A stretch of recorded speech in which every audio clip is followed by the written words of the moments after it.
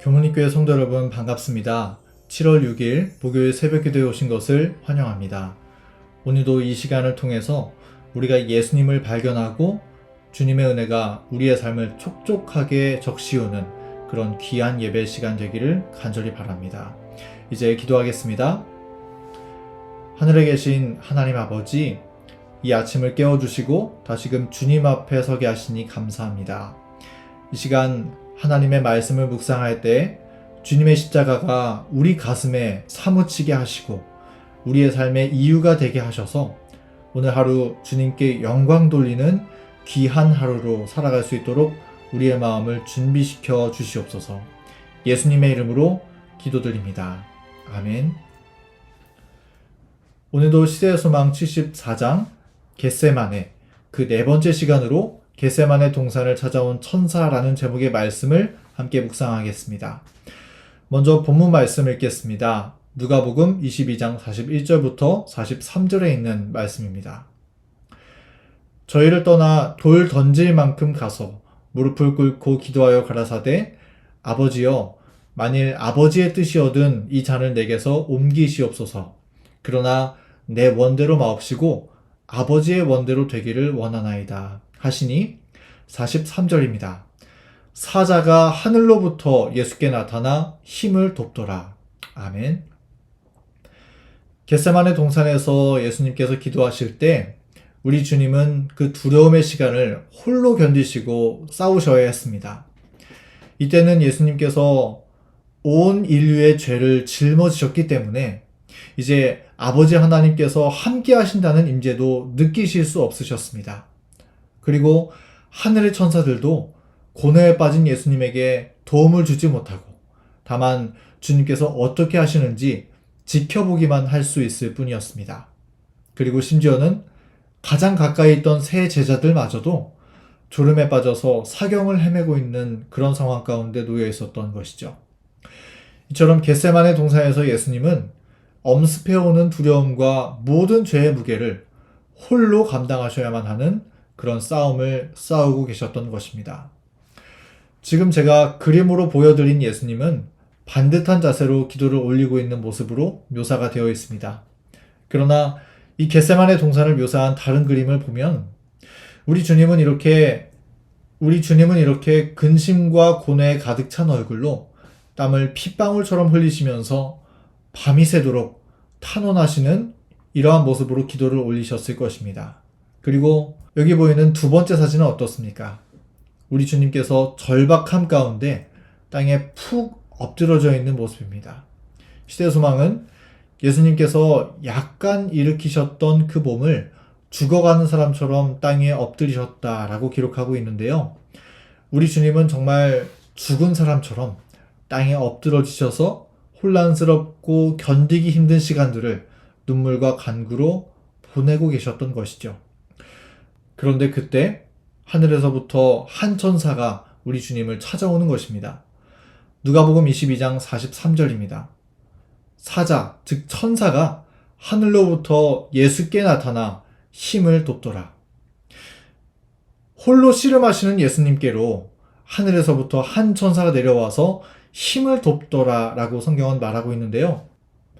시대의 소망의 기록을 보면 그 천사는 사단이 떨어져 나간 지위를 차지하여 하나님을 모시는 천사였다라고 말하고 있습니다. 그러므로 이 천사는 가브리엘 천사였다는 사실을 우리가 알 수 있는 것이죠. 가브리엘 천사는 예수님께로 와서 주님께 수종을 들거나 주님의 아픔을 가볍게 만들어주는 일을 하지는 못했습니다. 천사는 그 대신에 예수님께 격려가 되는 기별들을 전해줌으로써 힘을 도왔다라고 시대의 소망은 기록하고 있는데요. 가브리엘은 어떤 메시지를 전했을까요? 그리고 어떤 메시지였길래 예수님께서 그 기별을 듣고 힘을 내셨을까요? 시대의 소망 693페이지, 694페이지에 있는 내용입니다.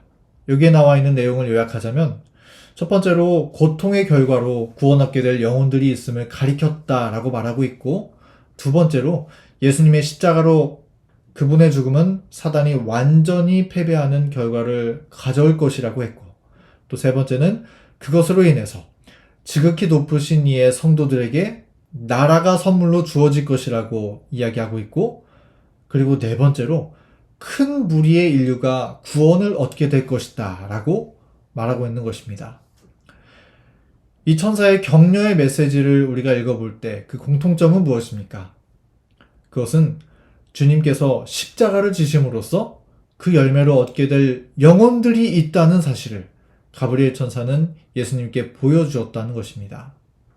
마치 변화산에서 우리 예수님 앞에 죽었다가 부활한 성도들을 대표하는 모세와 그리고 살아서 승천하는 성도들을 대표하는 엘리야가 나타나서 우리 주님을 위로하고 격려해 주었던 것처럼 예수님의 희생과 예수님의 피로 말미암아 구원받아서 주님과 영원히 살게 될 무수한 성도들이 분명히 있을 것이라는 사실을 가브리엘 천사는 주님께 보여주었다는 것이죠.